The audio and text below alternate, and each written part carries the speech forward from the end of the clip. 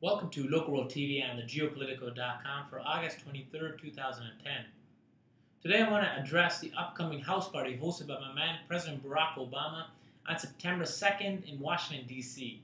Invited guests include Israeli Prime Minister Bibi Netanyahu, Palestinian President Mahmoud Abbas, Egyptian President Hosni Mubarak, and the King of Consummate Moderation, King Abdullah of Jordan. The objective, Middle East peace. No small task. As such, the cynics, the skeptics, the pessimists have been out in full force in print, online, and blogs.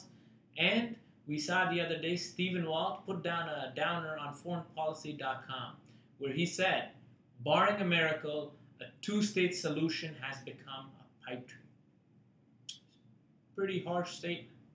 Is it true? Am I pessimistic? Am I also cynical? Well, unfortunately, I am. And the reason is that I'm disappointed, frustrated, and I don't have confidence in the state of leadership on both sides.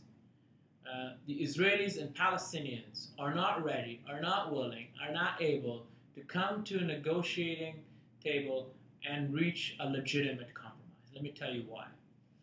Now, on the Palestinian side, the House is in complete disorder.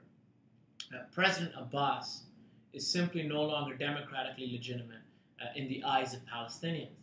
He was elected to a 5-year term in 2004 after the death of President Yasser Arafat. That term has ended. There were supposed to be elections in January of this year for the parliament and presidency. That has not happened. The West Bank and Gaza Strip are divided. So President Abbas is going to the negotiating table with the Israelis not even in full control of the very limited territory that is supposed to be under his control. He has factions that are opposed to one another. Literally, households throughout the West Bank and Gaza Strip that are still in a mindset of civil war. This is not a position to bring to a negotiating table, and fundamentally, he is not in the position then to deliver if an agreement is reached. Now, on the Israeli side, you have a coalition that's completely fractious, with an undercurrent that is seeking to torpedo any efforts on peace.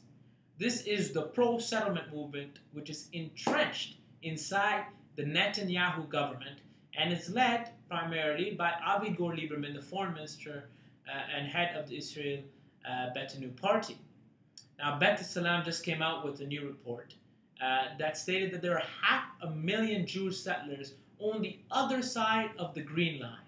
That means in territories that are to be Palestinian territories in state once it's established. 500,000. In fact, 43% of the West Bank is controlled by Jewish settlements. And in fact, these settlements are being further entrenched. So while Netanyahu is coming to the negotiating table, different arms of his government are trying to make more and more permanent these 500,000 settlers within what are to be Palestinian territories. And someone might say, well, look, coming to peace talks, that's okay. But don't forget, the Palestinians don't forget, and the international community certainly hasn't forgotten, that during the Oslo Accords from 1993 to 2000, during that Oslo Accords process, the number of Jewish settlers increased from 110,000 in the West Bank to 190,000 by the year 2000. That's almost a twofold increase. So President Obama can coddle the two parties, cajole them, convince them to come to the table. But what are the two sides themselves bringing to the table? This isn't Mandela meets F.W. de Klerk. It's more like spy versus spy, where they're not really ready, willing, or able to reach an agreement. I hope that they can get their houses in order, but that needs to be an urgent thing. It can't be deferred.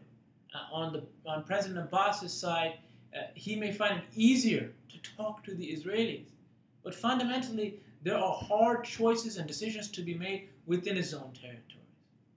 And for Prime Minister Netanyahu, he may want to avoid the obvious, but in fact, he's just leading down a road of false promise by going towards an agreement without building the political capital on his side, perhaps even switching around his coalition government to include Kadima, perhaps. Now, the next year or two are a make it or break it couple years for Israel. The demographics within Israel and the Palestinian territories are fundamentally shifting so that Israel will be presented with a choice, very much so put forward by former President Jimmy Carter. Either there is a two-state solution, or Israel is left with 4 million Palestinians, under its control, and either chooses to have a democratic binational state or apartheid. I don't think any of those are attractive to the Israelis. So it's really a two-state solution, but that window is closing. So this is a very urgent situation. But for any agreement to be reached, the two sides need to get their houses in order before they come to try and get some order and make a compromise between themselves. Well, thank you for joining us today on Local World TV, and we hope to see you next week as well. And don't forget, globalize your mind.